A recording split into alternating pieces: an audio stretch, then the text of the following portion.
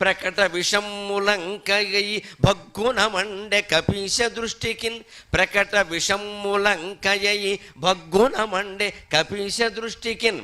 సకలము రమనామగత సారము, సకలము రమనామగత సారము. హారమునొల్లడయ్యే ఎంచక భవవారిధిన్ గడచే, ఎంచక భవవారిధిన్ గడచే. జన్మము ధన్యము వాయుసూతికిన్, జన్మము ధన్యము వాయుసూతికిన్. రుద్రవీర్య సముద్భవ అని ఆంజనేయ స్వామి సహస్రనామాల్లో ఉంటుంది. శివుడు తేజస్సు నుంచి నువ్వు పుట్టావయ్యా. ఒక కళ శంభుని విడిచి ఉర్విని చేరును రామనామమై ఇష్టదేవం అనేటువంటి కావ్యంలో ఆంజనేయ స్వామి మీదనే రచించిన పద్యం ఇది. ఒక కళ, అద్భుతమైన దైవ కళ ఈశ్వరుణ్ణి విడిచిపెట్టి భూమి మీదకి వచ్చింది. అదే రామనామం రూపంలో వచ్చింది, అదే ఆంజనేయుడు. శివుడి కంఠంలో విషం ఉంటుంది కదా, ఆ విషం ఏమైంది మరి? శివుడు కిందికి వస్తే విషం కూడా కిందికి రావాలగా. ప్రకట విషము లంకయై భగ్గునమండే కపీశ దృష్టికి. నా విషమే లంక, అందుకే హనుమంతుడు దాన్ని దహనం చేశాడు. విషం లంక ఎందుకేంది? విషం శివుడు దాగినప్పుడు ఏం చేశాడు? లోపలికి మింగలేదు, బయటికి కక్కలేదు. ఎందుకంటే శివుడు సర్వాంతర్యామి, భగవంతుడు సర్వాంతర్యామి. ఆయనకి లోపల లోకాలు ఉన్నాయి, బయట లోకాలు ఉన్నాయి. నిజానికి లోపలికి మింగితే లోపల లోకాలు దగ్ధమైపోతాయి, బయటికి మింగితే, బయటికి కక్కితే బయటి లోకాలు దగ్ధం అవుతాయి. అంచేత బయటికి కక్కకుండా, లోపలికి మింగకుండా కంఠంలోనే విషాన్ని దాచిన మహానుభావుడు పరమశివుడు. ఆయనకి మనం దండం పెట్టుకుంటాం. ఎప్పటికీ జీవితాల్లో ఓ సామెత ఉంది చూడండి, ఒక్కోడు గురించి చెబుతా, పాపం దుఃఖమమ్మ మెంగలేక కక్కలేక చచ్చిపోతున్నాడంట. అదే విషం. ఎవరైనా జీవితంలో కుటుంబంలో ఇబ్బందులు ఏవో ఉంటే బయటికి చెప్పుకోలేడు, బాధ పడక తప్పదు. ఎందుకంటే బయటికి చెప్పుకునేవాడు ఎవడో ఒకడికి చెప్పుకుంటాడు, ఆరుస్తాడు, తీరుస్తాడు, కనీసం ఓదార్పైనా చేస్తాడు. మరి చెప్పుకోలేడు. నిజమేనమ్మా, ఇప్పటికీ ఆడవాళ్ళకి ఏదైనా కష్టం వస్తే ఇంకో ఆడవాళ్ళతో మొహమాటం పడకుండా చెప్పేస్తారో, తేడా ఏముండదు. ఎవరు దొరకకపోతే పని మనిషితో చెప్పేస్తారో, నమశివాయ. ఎవరు దొరకలేదనక పని మనిషి వస్తుంది పొద్దున్నే, అక్కడ కొంచెం దిగాలుగా మొహం వేసి కూర్చుంటారు. కూర్చోగానే ఈ పని మనిషి ఏం చేస్తుంది? తిన్నగా ఉండక దానికి పని ఎగ్గొట్టడం కావాలి కదా. అందుకని ఏమమ్మా అలా ఉన్నావు అంటుంది. ఇక్కడ ఏం చెప్తామే మీ అయ్యగారు అంటుంది, చెప్పేస్తుంది. ఇక్కడ మొత్తం వెళ్ళిపోయింది సినిమా. ఆవిడేం చేస్తుంది? ఆవిడేమో చేస్తుంది ఏంటి? మా ఆయన అంతేనమ్మా, ఆడదే పుట్టాం, పడక తప్పదమ్మా. ఇదో ఓదార్పు యాత్ర. దీనివల్ల ఆమె ఏంటంటే 4 గిన్నెలు మనకు తెలియకుండా కడగకుండా పక్కనెట్టేసింది. తొలిచేయడం అంటారు కదా, కడగడం వేరు, తొలిచేయడం వేరు. అంటే నీళ్లు పోసి పక్కనెట్టేసింది ఈ గొడవలు. మొగాడు బతుకేంటో తెలుసునమ్మా. ఒక మొగాడిగానే చెప్తున్నా, వీడు అనుభవించలేడు, ఆవిడకి చెప్పలేడు. ఇంటూ భార్య వల్ల పిల్లల వల్ల ఏదో వచ్చిందనుకో, ఎవడైనా ఫ్రెండ్కి చెప్పాడు అనుకో, మొగాడవే రౌతులు బట్టి గుర్రం చూసుకోవాలి సరిగ్గా అని వీడినే అంటాడు వాడు. ఇంట్లో పరిష్కారము చేయలేడు, బయటికి చెప్పలేడు. పిల్లల విషయం చెప్పినా సరే, పోనీ మా పిల్లడితో ఇలా ఉందే ఇబ్బంది అని పక్క ఆయనకి చెప్పాడు అనుకో, నేనైతే నా చెదకొట్టేసేవాడిని అంటాడు. వీడు ఏం చేయడో తెలియదు, నిజంగాను చెప్పేస్తాడు ఇక్కడ. అంచేత మొగాడు బాధ ఏంటంటే శివుడిలాగే మెంగలేడు, కక్కలేడు. ఎప్పుడు కొన్ని రకాల విషయాలని విషంలాగే మనం బయటికి కక్కలేము, లోపలికి మింగలేము. సరిగ్గా శివుడికి బయటికి చెప్పలేని, కక్కలేని, లోపలికి మింగలేని విషయమే రావణాసురుడు భక్తి లంక. ఎందుకంటే వాడు భక్తుడు, మహాభక్తుడు, మామూలు భక్తుడు కాదు. అద్భుతమైన స్తోత్రాలు రచించాడు శివుడి మీద. ఆయన పొంగిపోయేలా చేశాడు. ఇంకా అటువంటి స్తోత్రాలు ఇంకెవరు రాయలేదండి రావణాసురుడి మీద.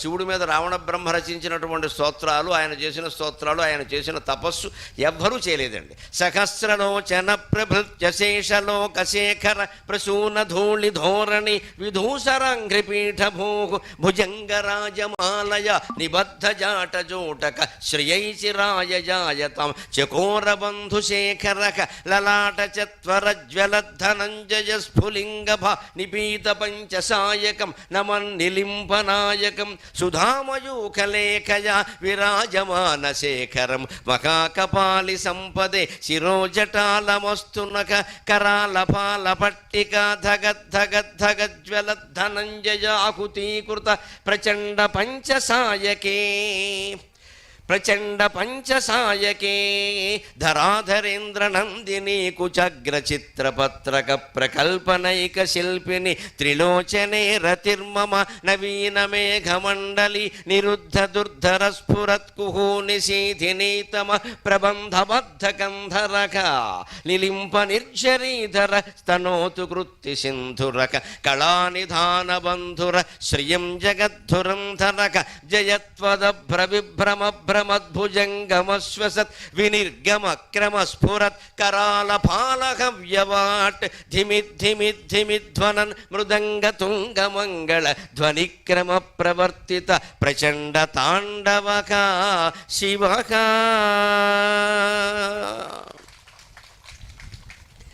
ఇంత అద్భుతమైన భక్తి, అర్థం కాని భక్తి. అందుకే శివుడు రావణాసురుడు విషయాన్ని మెంగలేడు, కక్కలేడు.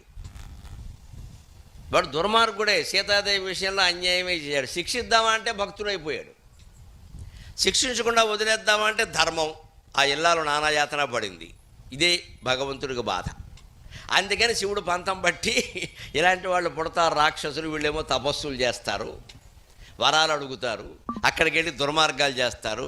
మళ్ళీ మా బావగారు నారాయణమూర్తికి పెద్ద పని, ఆయన అవతరించాలి దశావతారాల్లో ఏదో ఒకటి, పుట్టి వీళ్ళందరినీ సంహరించాలి.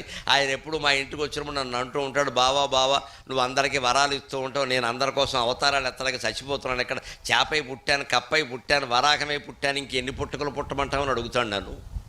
ఏం చేద్దాం, మాకు తప్పదు కదా అని రామావతారం యొక్క విశిష్టతను గమనించి రాముడికి సేవ చేయడం కోసం తనకి విషంగా మారిన లంకని దగ్ధం చేయడానికి నిశ్చయించుకొని శివుడు ఆంజనేయుడిగా జన్మించాడండి. అందుకని శివుడే ఆంజనేయుడు. ప్రకట విషమ్ములంకయై భగ్గునమండె కపీశ దృష్టికిన్ సకలము రామనామగత సారము. అంతా ఆంజనేయుని జీవితం ఎలాంటిదంటే రామనామ గత సారము. రామనామం ఉంటే చాలు, ఇంకేం అక్కల. ఆంజనేయుని జీవితం నుంచి మనం గ్రహించవలసినవి రెండే రెండు, కర్తవ్యం, స్మర్తవ్యం. ఆయన ఎంతసేపు ఆయన కర్తవ్యం ఏదో ఆయన చేశాడు, అనవసర పనుల్లో వేలు పెట్టలేదు. ఆ కర్తవ్యం ఒక్కటి చేయడం అయిపోగానే ఓ మూల కూర్చుని బండ మీద రామ్ రామ్ రామ్ రామ్ అంటూ కూర్చున్నాడు. మనం కూడా జీవితంలో అలాగే ఉండాలి, అనవసరపు విషయాల్లో వేలు పెట్టద్దు. మన కర్తవ్యాలు కొన్ని ఉంటాయి, ఇంట బయట కూడా తప్పనిసరిగా చేయాల్సిన పనులు అవే చెయ్యాలి. అంతకుమించి ఏదైనా అవసరం అనిపిస్తే అవతల వాళ్ళ అవసరం కోసం చేయాలి, మన కోసం కాదు. వాళ్ళు సుఖపడతారు కదా, మనకేం ప్రయోజనం లేకపోయినా వాళ్ళు సుఖంగా ఉంటారు కదా, ఉపకారం కదా, చేద్దామని చేయొచ్చు. అంతకుమించి మన పెత్తనం కోసమో అహంకారం కోసమో పనులు చేయకూడదు. సముద్రాన్ని దాటమని జాంబవంతుడు వచ్చి అడిగే వరకు నేను దాటతాను అని హనుమంతుడు అనలేదు. పని చేసేవాడు మాట్లాడేవాడు పనిచేయడు. లోకంలో ఎప్పుడూ లెక్కేది, బాగా పనిచేస్తున్నాడంటే వాడికి మాట్లాడే సమయం ఉండదు, మాట్లాడు. ఎవరైనా మాట్లాడితే కూడా ఊరుకోవాయా పని చేసుకోవాలంటాడు. ఏమీ పని లేనివాడే అరుగుల మీద కూర్చుని అరుగులు అరిగిపోయేలాగా ఉపన్యాసాలు ఇస్తాడు.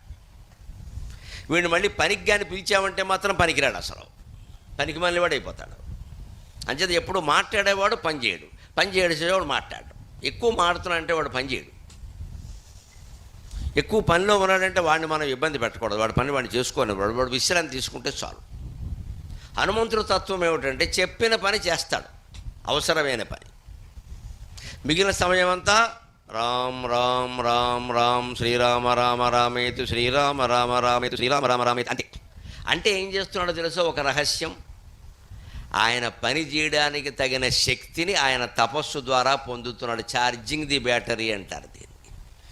మనం కూడా జీవితంలో కొన్ని క్లిష్ట సమస్యల్ని ఎదుర్కోవాలంటే జపం చెయ్యాలి. ఇంటి దగ్గర కనీసం పొద్దున్న అరగంట, సాయంత్రం అరగంట కేటాయించుకుని జపం చెయ్యాలి. చిన్న పెద్ద, ఆడ మగ, కులము మతం ఏ భేదము లేదు, దీనికి అందరూ చేయొచ్చు. For more videos like this, subscribe.